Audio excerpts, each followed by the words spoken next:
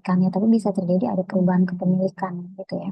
Perubahan kepemilikan entitas induk kepada entitas anaknya itu bisa terjadi atas dua hal. Jadi misalnya eh, apa namanya kalau misalnya entitas induk ini bisa jadi mengakuisisi tambahan dari pihak ketiga, misalnya dari non controlling interest, dia ada yang menjual sahamnya dan dibeli sama entitas induk, artinya kepentingan non pengendalinya akan berkurang dan akan berpindah kepada entitas induk. Jadi entitas induk naik kepemilikannya. Atau justru sebaliknya, entitas induk menjual sebagian sahamnya kepada pihak ketiga. Jadi dijual lagi kepada eh, pihak ketiga non controlling interest gitu. Jadi dia akan berkurang kepemilikannya dan pindah ke NCI. Nah, eh, yang berikutnya adalah apabila aktivitasnya dilakukan oleh anak. Nah, aktivitas oleh anaknya misalnya seperti apa? Yang pertama, saat si entitas anak perusahaan menerbitkan saham tambahan. Jadi tadinya dia menerbitkan 1.000 saham misalnya, terus dia menerbitkan saham tambahan lagi. Penyebabnya apa sih Bu? Penerbitan saham ini banyak hal, misalnya karena mereka membutuhkan lebih banyak dana seperti itu ya. Dan mereka memilih untuk menambah eh, beredarnya saham gitu ya. Nah, itu bisa jadi nanti dia dijual kepada entitas induk atau tambahan saham tambahannya itu dijual kepada pihak ketiga. Dalam hal ini berarti non controlling interest-nya gitu ya. Nah, kemudian ada aktivitas lain yaitu adalah membeli saham treasury. Membeli saham treasury itu apa sih Bu? Jadi saham yang udah beredar, yang dimiliki sama entitas induk dibeli kembali. Itu namanya dibeli kembali. Ya, jadi yang dimiliki sama entitas induk dibeli kembali oleh si anak itu disebut saham treasury. Gitu. Atau anak perusahaan justru membeli kembalinya dari yang non controlling interest. Itu disebut membeli saham treasury dari pihak ketiga. Ya, jadi di video ini kita akan saat si induk mengakui saham tambahan dari pihak ketiga. Dalam hal ini berarti non controlling interest karena kan induk perusahaan merupakan yang pemilik pengendali. Nah, ini diatur dalam PSAK 65. Ya, jadi mereka dia tidak pengendaliannya induk tidak serta-merta hilang, tapi hanya berkurang saja persentase kepemilikannya. Tapi tetap pengendalinya penuh, pengendalinya ada di induk. Ya, kemudian setelah adanya perubahan maka harus dicatat, sudah pasti harus dicatat perubahan komposisi kepemilikannya itu. Gitu. Nah, misalnya ada contoh seperti ini. Ya, PT Induk membeli 60% saham PT Anak tanggal 2 Januari 2015. PT Induk beli harganya 420 juta, sebesar proporsi nilai aset bersih berarti sebesar book value ya 60%. Jadi nilainya 420 juta itu untuk 60% saham. Nah, ini adalah aset bersihnya PTA ya, terdiri dari saham biasa dan saldo laba 700 juta berarti 500 tambah 200 700 juta, 60%-nya milik PTA. Jadi 60%-nya dari ini 420 juta. Jadi mereka beli seharga book value. Nah, di 31 Desember ternyata PT Induk membeli tambahan saham PTA dari pihak ketiga. Artinya ada non-controlling interest yang menjual sahamnya kepada PTI untuk apa saham PTA itu 30% seharga 250 juta. Jadi PT Induk belinya 250 juta mendapatkan tambahan 30%. Jadi yang tadinya 60% artinya tadinya PT Induk punya 60% sekarang naik jadi 90% karena bertambah 30% dia beli lagi gitu ya. Nah, selama 2015 labanya PT Anak 50 juta, dividennya 30 juta. Kita akan coba lihat bagaimana apa namanya pengaruhnya. Yang pertama adalah dampaknya. PT Induk kepemilikannya meningkat jadi 90% ya. Yang tadinya 60 bertambah jadi 30. Jadi 90%. Yang berikutnya adalah eh, non pengendali turun. Non pengendali tadinya 40% karena udah dijual 30% ke perusahaan induk jadi tinggal 10%. Nah, terus kemudian kita akan melakukan penyesuaian atas investasi barunya si PT Anak, PT Induk ya. PT Induk kan menyesuaikan. Nah, pertama nilai aset bersihnya PTA dulu 31 Desember, aset bersihnya berarti kan dia tadinya 700 ditambah sama laba dikurang sama dividen. Artinya di akhir periode 2015 aset bersihnya 720 juta. Nah, nilai aset bersih dari 720 juta ini kan kepemilikannya si PT Induk eh, apa tambahan kepemilikannya 30% ya. Dia 30% di sini. Kan 30% belinya 250, tapi kan kita tahu harus tahu 250 ini belinya senilai apa? Book value kah? Atau di atasnya? Atau di bawahnya kan harus ada tahu dari sini. Sini.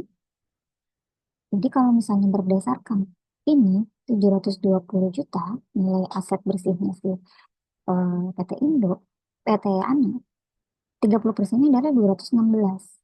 Ya sementara PT Induk ngeluarin uang 250, artinya ada selisih 34 juta gitu. Ya, nilai kepemilikannya dia 216 juta, tapi dia bayarnya 250 juta, berarti ada selisih 34 juta. Maka jurnalnya saat dia beli adalah investasi pada PT Anak itu senilai dengan investasinya dan tambahan modal di setor 34 juta, additional PIC 34 juta. Kas yang dikeluarkan adalah 250 juta. Ya, jadi investasi yang tercatat adalah 216 juta, bukan yang 250 juta. Ya, karena apa? Karena ternyata dia beli di atas nilai bukunya. Kan gitu di sini ya. Kelihatannya pas tadi perhitungan yang ini. Oke, udah nih saat pembelian yang saham tambahan itu. Nah, ini adalah jurnal eliminasinya kemudian di akhir tahun. Ya, rasio. Ya, ini adalah rasio awal. Rasio awalnya kan 60-40. Induknya 60, non pengendalinya 40. Tapi kemudian nanti berubah di bawah sini. Nah, kita lihat bagaimana perubahannya. Ya, ini adalah ini adalah saham biasa dan saldo laba awal ditambah sama income tahun 2015 sama dividen 2015. Kemudian ini kepemilikannya PT Induk yang 420 kan. Dari sini kan dari 700 tadi kan 40%-nya, 60%-nya 420, 20%-nya 280 ke sini. Begitupun yang laba, laba 60% ke Induk, 40%-nya ke NCI. Begitupun dividen 60% ke Induk, 40% ke NCI. Kita jumlah ke bawah, set, saldo akhirnya adalah, dan di sini ada penambahan gitu, 216. Dari mana Bu penambahan ini? Ini tadi, nih, investasinya PT Anak, kan dia berpindah, ya darinya dari yang tadinya dari non pengendali, maka non pengendalinya berkurang 216, nih, pindah ke sini, PT Induk, kepemilikannya 216. Jadi kalau kita jumlah ke bawah, set, saldo akhirnya, investasinya PT Induk 648.000, investasinya NCI 72.000. Ini kamu kalau di total hasilnya harus sama kayak ini. Oke, baru dari sini kita lihat jurnal eliminasinya di sini. Nah, di jurnal eliminasinya ya, saham biasa, terus return earning ya, ini laba income from anak 30 dan ini income untuk si pengendali 20. Ini adalah dividen, ini investasi yang anak ini dan ini investasi yang non pengendali. Oke. Ya, jadi kira-kira seperti ini adalah perpindahan atau perubahan kepemilikan dari si induk karena membeli tambahan saham. Ya. Jadi yang dibeli itu sahamnya PT Anak, tapi dia belinya dari pihak ketiga, dari non pengendali gitu. Tidak ada non pengendali yang menjual, dibeli sama anak. Jadi lebih banyak pemilikan. Oke, nah sekarang kalau misalnya entitas induknya kebalik, kalau misalnya tadi dia menjual, dia membeli kepada pihak ketiga, sekarang menjual kepada pihak ketiga. Ya. Nah, tadi masih sama. Jadi PT Induk awalnya punya 80% sahamnya PT Anak. Belinya 560 juta. Ya, aset bersihnya masih sama, 700 juta. 700 kali 80%, 560 juta. Nah, kemudian di akhir tahun, Induk menjual. Paham yang dia miliki ini, 80% ini dijual kepada pihak luar. Pada pihak ketiga 160 juta. Kepemilikannya jadi 60. Berarti kalau kepemilikannya 60, dia menjual 20%. Ya kan? 160 juta. Nah, selama 2015 labanya PT Anak 50 juta, dividennya 30 juta sama kayak tadi soal di awal. Cuman bedanya ini PT Induk menjual kepada pihak tiga, non controlling interest. Jadi kita lihat di sini. Pertama, dampaknya adalah kepemilikan PT Induknya turun jadi 60, yang tadi 80 dijual 20% jadi 60. Kepemilikan non pengendalinya naik jadi 40. Di 31 Desember kita harus menyesuaikan pencatatan 60% ini. Sekarang kita hitung dulu nilai aset bersihnya PTA kan tadi 720. Nah, 60% apa dari sini kan 20%-nya dijual kepada controlling interest. Berarti nilai aset bersihnya 720 dikali dengan 20% sama dengan 144 juta. Harusnya PT Induk menjual harganya 144 juta, tapi dia menjual harga 160 juta. Artinya dia punya selisih. Selisihnya. Ya, dia menjual 20% dengan harga 160 juta. Padahal nilai investasinya sesuai dengan nilai buku itu 144. Artinya dia ada selisih. Maka dia menerima kasnya di debit 160 juta. Ini adalah tambahan modal setoran di kredit 16 juta dan investasi pada PT anaknya berkurang 144 juta. Gitu. Oke, ini saat penjualannya udah di jurnal. Sekarang kita bikin akhir tahun untuk eliminasinya. Yang tadinya 80-20 nanti akan berubah menjadi 460-40. Caranya sama kayak tadi. Ya, sama kayak tadi ini dikali dulu dibagi ini 80-nya punya induk, 20-nya punya anak, begitu pun seterusnya. Nah, ini penurunannya. Penurunannya kalau tadi di soal yang pertama, penurunannya ada di sini di di NCI. Tapi di sini karena yang menjual adalah yang induk, berarti penurunannya ada di induk. Induknya berkurang. Ya, NCI-nya bertambah. Kita jumlah ke bawah, kita jumlah ke bawah, berarti PT induk investasinya di PT anak tinggal 432. Nah, pentingan non pengendali 288. Ya, ini dan ini harus balance dengan ini dan ini. Ya, ini harus balance. Oke, baru kita jurnal di sini. Nah, jurnal sama kayak tadi. Ya, jurnal sama kayak tadi. Tinggal di jurnal, catat-catat, dapat hasilnya. Eh, ini common stock, return earning, income from PTA, ini adalah income NCI. Dividen, investasi on PTA sama NCI. Investasi ini NCI. Gitu. Oke, itu sudah sekarang. Tadi aktivitasnya parents sudah melakukan menjual dan membeli saham tambahan dari pihak ketiga. Nah, sekarang kalau misalnya dari entitas anak, sekarang kalau misalnya anak yang melakukan penjualan, dia menerbitkan saham tambahan kepada entitas induk. Dia menjual kepada entitas induknya saham tambahan. Misalnya, PT Induk beli 350 lembar dari 500.000 lembar PT Anak. Ya, jadi 350 dari 500.000 berarti kan berapa persen? 70%. Ini 70% kan? 70%. Berarti PT Induk punya kepemilikan 70%. Dia belinya ngeluarin uangnya 490. Sementara nilai asetnya 700 juta. 70% dikali dengan 700 juta, benar 490 berarti beli seharga nilai buku. Nah, saham PT Anak nilai nominalnya 1.000 per lembar. Kemudian di 31 Desember PT Anak menerbitkan saham tambahan kepada PT Induk. Ya, 1.200 per lembar. Jadi PT Induk membeli lagi nih saham tambahannya. Ya, PT Anak melaporkan laba 50, dividennya 30. Sekarang kita lihat sini. Dampaknya kepemilikan PT Induk meningkat. Ya, kepemilikan PT Induk meningkat. Tadinya di sini dia punya berapa? 70% kan? Dia punya 70%, 490 juta. Dia beli lagi sini kan 1.200 dikali dengan 100.000. Kenapa 1.200 dikali dengan 100.000 sama dengan 120 juta. Dia beli 120 juta. Nah, ini perhitungan presentasi kepemilikannya. Yang ini yang sebelum penambahan saham, ini adalah penerbitan saham tambahan, ini adalah setelah. Kita lihat ke waktu sebelum, tadinya dia 350.000 dari 500. 350.000 dari 500 adalah 70%. Nah, kemudian kan menerbitkan saham tambahan PT Anak 100, berarti bertambah 100, bertambah 100. Sekarang kita lihat kepemilikan PT Induk jadinya 450 dari 600.000, yaitu sama dengan 75%. Berarti dia meningkat nih. 70 dikurang 75, 5%. Peningkatannya naik. PT Induk naik 5% kepemilikannya. Nah, sekarang kita jurnal saat pembelian dulu. Saat pembelian, kasnya berkurang berapa ini? Kan? Tadi kita hitung nih, kasnya 120 juta. Nilai investasinya berapa? Karena nilai parnya 1.000 per lembar. Berarti investasi ini apa? Saham biasanya adalah 100.000. 100.000 itu dari mana? Ini adalah dari 1.000.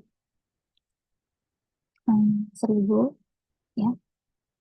Ini seribu 1.000 lembar, harganya 1.000 lembar, nilai nominalnya, belinya 100.000 lembar. Jadi di sini 1.000 dikali dengan 100.000 lembar, gitu ya. Dan ini adalah selisihnya. Dia ngeluarinnya 120.000, ya nilai sahamnya 100.000, berarti dia ada selisih 20.000 dicatat sebagai additional PIC. Kemudian kita akan lihat nih penyesuaian nilai tercatat investasinya. Awalnya punya 500.000, setelahnya ada 600.000 kan. Awalnya saham beredar adalah 500.000, setelahnya 600.000. Tambahan modal setor dari yang ini tadi, tambahan modal setor dari yang ini karena ada kelebihan dari tadi dimasukin ke sini. Tambahan modal setor. Saldo labanya 220. Jadi saldo labanya 220 dari mana? Dari sini kita lihat di sini. Nih, dia kan dapat laba 200 juta, ya. Ini laba laba bertahan 200 juta. Selama 2015 dia dapat 50 dan bayar dividen 30. Jadi 200 ditambah 50 dikurang 20. Hasilnya sama dengan 220. Ini adalah saldo laba ditahan akhir tahun. 220. Kita menambahkan di sini 220. Dijumlah ke bawah, dijumlah ke bawah. Dijumlah ke bawah, dijumlah ke bawah. Hmm. Nah, hasilnya adalah 720. Sebelumnya 720, ya setelahnya 840.000. Nah, sebelumnya dia 70%. Ya, sebelumnya dia punya kepemilikannya 70%. Sekarang kepemilikannya 875%. 720 dikali 70% sama dengan 504. 840 dikali 75% sama dengan 630. Antara ini saldo nilai tercatat investasi setelah sama sebelum ada selisih, yaitu adalah 126 juta. Maka 126 juta ini akan dicatat di sini. Investasi pada PT Anak, kasnya yang dikeluarin 120 juta. Kan tadi harga belinya 1.200 per lembar dikali dengan 100.000 lembar. Dan dia ada additional PIC 6 juta, jadi selisih dari 126 dikurang sama 120. Ini jurnal penyesuaian. Ya, jurnal penyesuaian. Maka jurnal eliminasinya sekarang. Jadi tadi kita udah jurnal pembelian, jurnal penyesuaian atas investasi, dan sekarang jurnal eliminasi. Jurnal eliminasinya, berarti dari mana caranya? Sama kayak tadi, yang tadinya 70-30 rasionya, itu kan berubah menjadi 75-25. Caranya sama dengan tadi. Ya, caranya sama dengan tadi. Oke, cuma bedanya di sini ya. Di sini ya. PT Induk di sini penambahannya 126 juta. PT Anak, PT Induk kepentingan dan pengendalinya turun sebesar 6.000. Karena kan eh, dengan tambahan beli besar, proporsi sahamnya itu akan berubah sehingga kepentingan dan pengendalinya juga akan berubah. Gitu ya. Oke, jadi kita lihat di sini.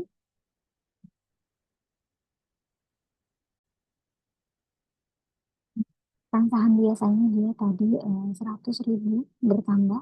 Ya, dia bertambah 100.000 dan tambah modal store bertambah 20.000, 120, 120. Ya, kemudian tadi ada selisih kan di sini. Nah, selisihnya ini 120 dikurang dengan 126 dikurang dengan 120, sisanya 6.000, dia akan mengurangi 6.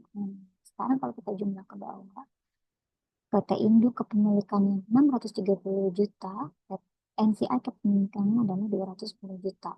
Jadi kalau kita lihat perbandingannya adalah 75 banding 25, dan ini harus sama ya. 75 dibanding 25 ini harus matching. Ya, ketika kita menjumlahkan ini kan kalau kita jumlah totalnya adalah 840 juta. Hmm.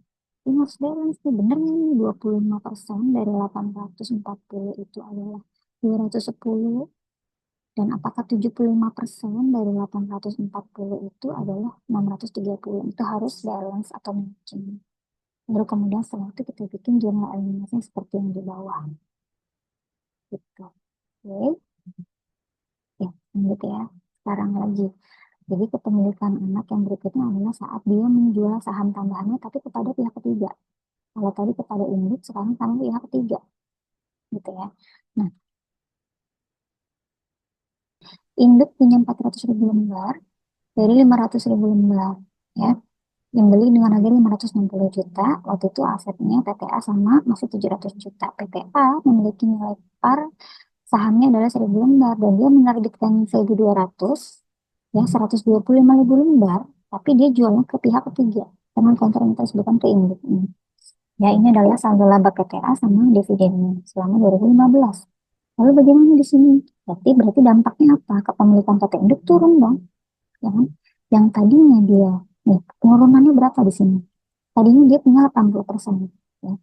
Dia punya 400 ribu dari 500 sama dengan 80%. Ketika si anak memberikan saham tambahan 125, maka jumlah saham beredar 625. Namun, ya, kepemilikan PT ini kan tidak berubah. Tetap 400 ribu. 400 dari 625 sama dengan 64%. Berarti turun PT induk. Yang tadi 80% jadi 64%. Gitu ya. Nah, terus kemudian jurnalnya gimana waktu beli? Waktu apa namanya penerbitan PTA. Waktu PTA menerbitkan dan menjual ke pihak ketiga berarti dia mendapatkan kas. Kasnya sebesar berapa? Di sini kan lihat nih. Kasnya 125 ribu lembar dikali dengan 1.200. Nilai nominalnya 1.000 lembar. Berarti kasnya ini dari 125 ribu, ya, dikali dengan 1.200. Nah ini 125 ribu dikali dengan 1.000. Gitu ya, harga nominal. Ya, dikali dengan 1.000. Berarti ada selisih.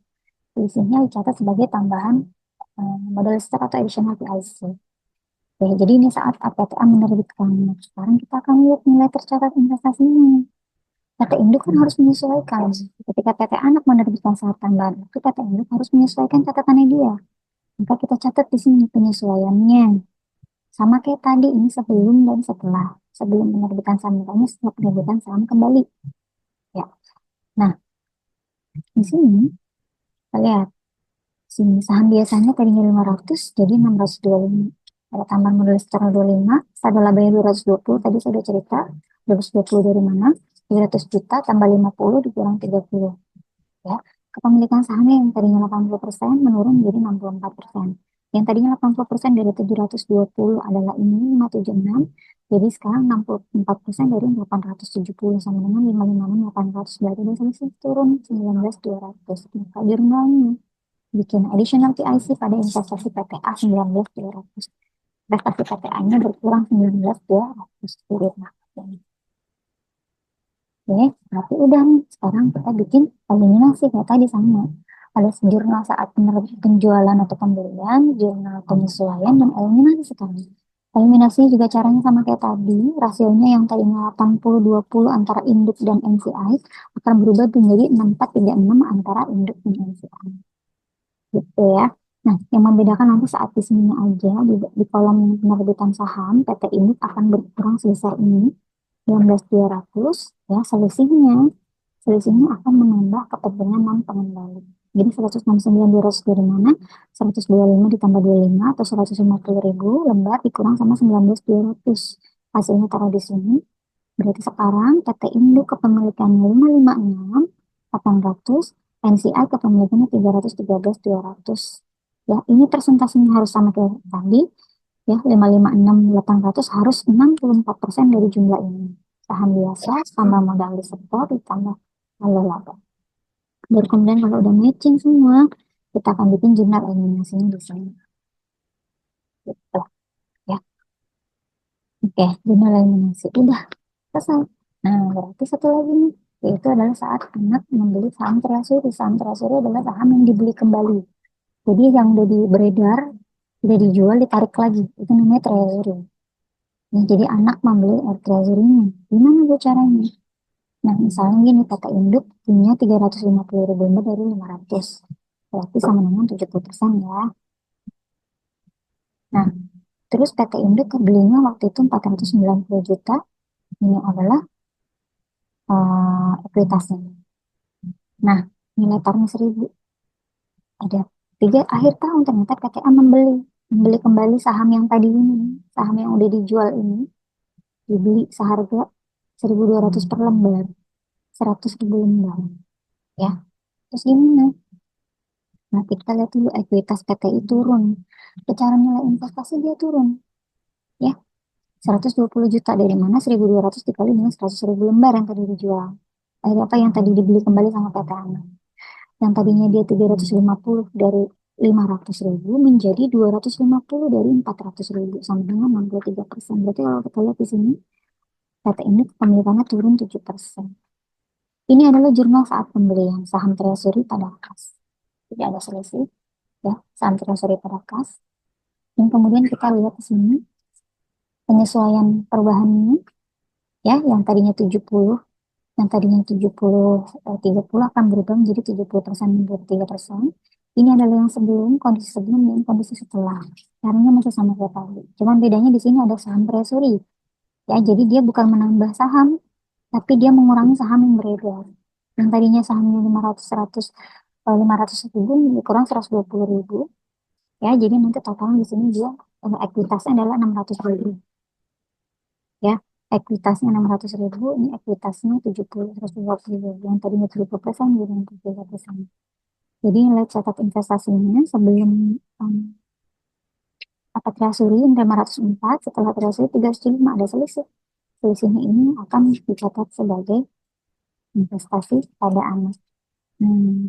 Kasnya yang dia dapatkan adalah 120 juta, yaitu adalah tadi harga saham yang dijualnya dikali dengan harga jual sahamnya 100.000 lembar dikali dengan 1.200. Dan selisihnya akan dicatat sebagai additional PIC. Tapi posisinya dia ada di debit. Baru deh kayak tadi, kita siapin tabel eliminasinya. Sama kayak tadi caranya, kalian pasti udah paham. Yang membedakan nanti hanya di sini. Di sini adalah pembelian saham treasury, ya. Kemudian nanti harus balance antara kanan dan kirinya. Nanti endingnya kepemilikannya 63%, 37%. Setelah itu baru di-jurnals.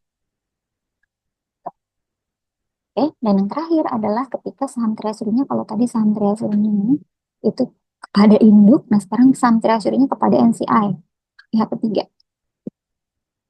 Ya, masih sama kayak tadi, apa namanya?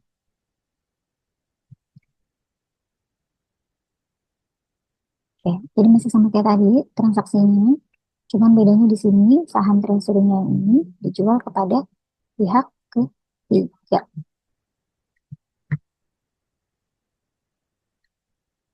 Pihak ketiga yang dijual pada pihak ketiga harganya 1.200 lembar. Berarti nanti proporsi kepemilikan PT Anak apakah akan berkurang atau tidak? Proporsi kepemilikan PT Induk apakah berkurang atau tidak? Nah, tentu saja berkurang. Bukan berkurang artinya tentu saja berpengaruh gitu ya. Kenapa? Karena saham yang beredar kan menjadi berkurang, tapi kepemilikannya dia nilainya tetap sama. Kayak gini. Jadi sebelumnya ini adalah sebelum 350. Nah, dari 500 ribu. Kan kemudian yang 500 ribu ini ditarik 100 ribu. Jadi sisanya 400 ribu. Artinya kepemilikan PTI kan tetap 350, tapi 350 dari 400 ribu. Sehingga kepemilikannya naik 88%. Ini jurnal saat pembelian. Nah, ini adalah kondisi sebelum dan setelah. Ya, yang tadinya 70% naik jadi 88%. Jadi sekarang nilai tercatat investasinya dari 504 menjadi 525. Dan ada selisih 21.000, selisih ini dicatat sebagai investasi anak dan ekuitas tambahan modal disetor. Gitu. Ini PTI yang nyatet ya penyesuaian itu. Baru kemudian kita bikin eliminasinya sama kayak tadi, yang tadinya 70-30 akan berubah menjadi 88-12%. Yang membedakan di sini pembelian saham treasury-nya, kalau tadi saat saham treasury-nya dibeli dari induk, yang berkurang adalah di induk, sekarang yang berkurang ada di NCI. Ya, ini dan ini harus balance, kanan dan kiri harus balance, dan baru itu kita bikin jurnal eliminasi.